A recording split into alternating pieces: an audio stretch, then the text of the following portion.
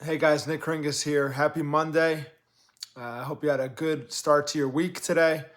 I just got home from yesterday. I got home with my wife Stacy. We went to Boston for the weekend. We had a little getaway without the kids. It was nice. We haven't done that in a really long time, and it was nice to get away. I had never been up to Boston. I thought it was I absolutely love the city. I thought it was fantastic. A lot of history, great food. I think I drank too much Guinness, but it was fun. We stayed at the W Hotel. The first night we went to a Boston Celtics game. They were playing the Brooklyn Nets. I'm a Knicks fan, but we went just the first time at the Garden. A lot of fun. I always get reminded about great game of business concepts wherever I go now. And while watching the basketball game, I kept looking up at the scoreboard, obviously. So it's just like the great game of business, and that the great game of business provides a company with a scoreboard, or it helps you create a scoreboard so that everyone at the company can know if you're winning or losing. At any time during the game, I would just look up at the scoreboard. I would look at the score, how much time was left, and I would see who was winning or losing, by how much, who had the momentum even, because the scoreboard also told the story. It was not only just a snapshot of what was going on at any given time, but also told you, like, in the first quarter, Boston was winning by a lot. It actually happened to be the biggest blown lead in the NBA this year. But the scoreboard also told you a story of the game, and how at the beginning of the game, Boston was winning. They were up by 20 plus points. And then the Brooklyn Nets continued to chip away at the lead until they finally tied it, and then took the lead, and then kind of took over the game in the fourth quarter. So same thing with our scoreboards. They kind of tell a story. For our company scoreboard, it tells you if we're hitting our financial targets each month, and we're forecasting every week what the month will look like. And at the end of our huddle, our weekly team call, at the end of it, we give an analysis of the scoreboard and what plays we're going to run next week to improve the score and to improve our odds of winning. More on scoreboards today during our SEO call. On Monday, we have an SEO team call, and it's only our third or fourth time going through the SEO scoreboard that we've put together. We've always had a tracking sheet, but that's not a scoreboard. A tracking sheet is what tracks our activity, but it's too complicated, too complex to be a scoreboard. A scoreboard is really something high level that you can look at a glance and know whether you're winning or losing. So to start, things on the scoreboard, on the SEO scoreboard, are referring domains, like links pointing into a site, pages published.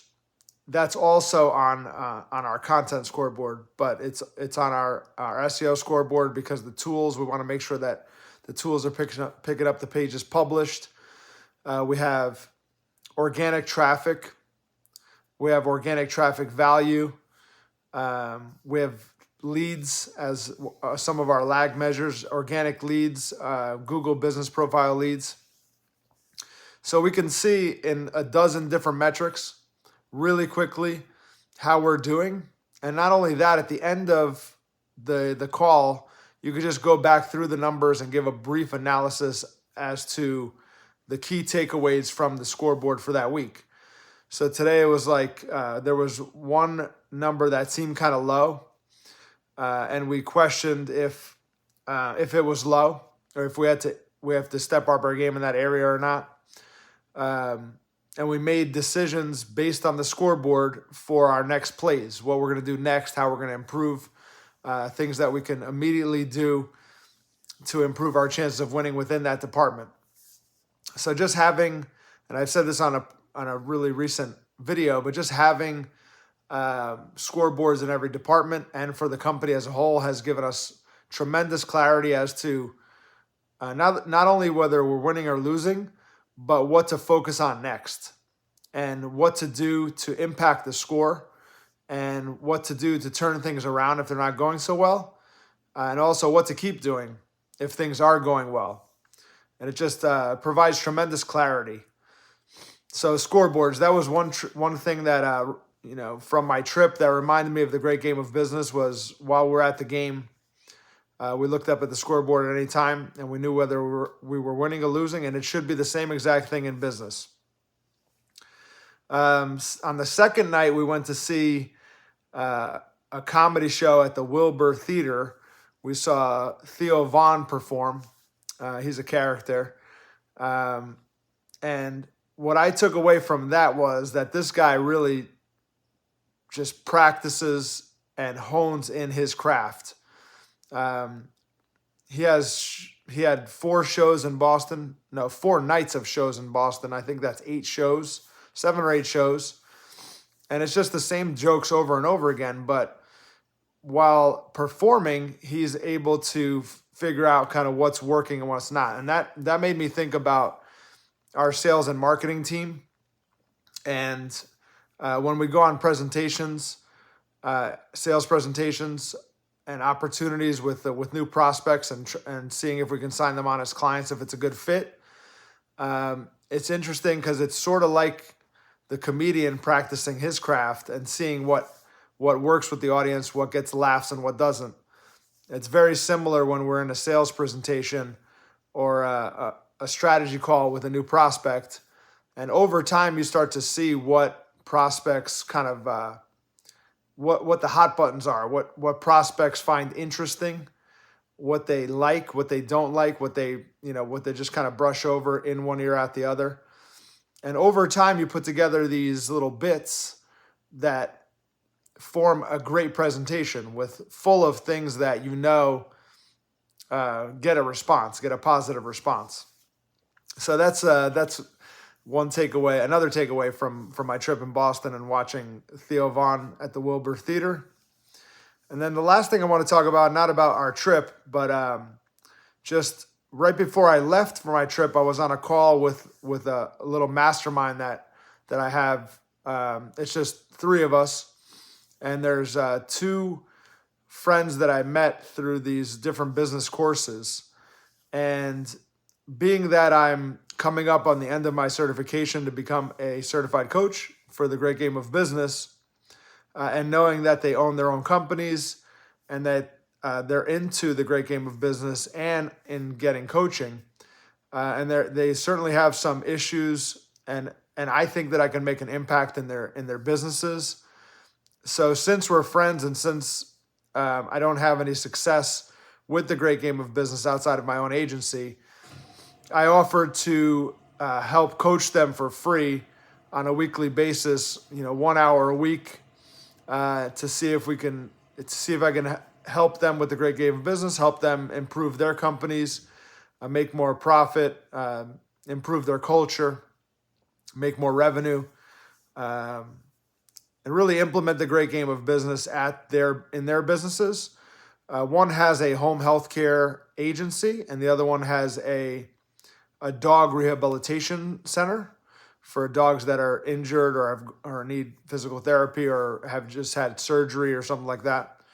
But my only apprehension with this is that if people don't pay for something, they typically don't value it as much. And I'm not sure that's the way it's going to go with these 2 friends of mine, but I certainly want to go in with the right frame of mind, and I want to have everything laid out up front in terms of my concerns and my questions. And I want to find out what their goals are with this coaching. Because if it's just for me to coach them, 1 hour a week on the great game of business, that's fine. I'm sure I can have an impact. But my preference would be to help them roll out the great game within their company so that they become great game companies, and they're playing the great game within their business just like I am in our agency. If they want to just pick and choose the concepts from the great game of business that they want to implement into their companies, sort of a la carte, pick and choose as if picking from a menu. I just don't think it'll be that impactful. I don't think it'll be that effective. So that's my real concern, is that I don't know their intentions with this. I don't know if they're all gung-ho and want to implement the great game from start to finish. That would be great. Or if they just want to pick my brain for an hour a week. So there's a lot of things that I would need to clarify. And they both were really excited and responded, and they were very thankful for me offering the coaching, which is great. And but I kind of didn't. I didn't. Maybe I should have talked to them first about it.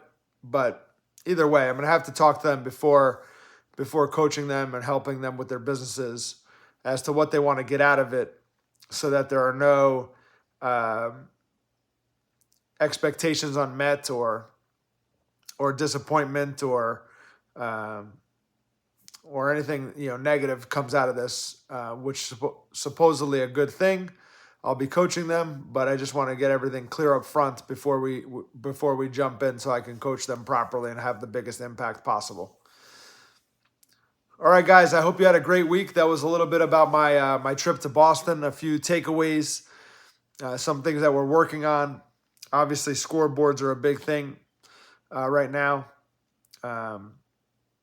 All right, and do you have any, have you implemented scoreboards in your company? Do you have anything aside from a tracker? Do you have some top-level scoreboards or metrics that you look at with either a team or department or as a company as a whole? I'd love to hear about it. Let me know. Remember, as always, people support what they help create. This has been Nick Kringus. Thanks again for watching.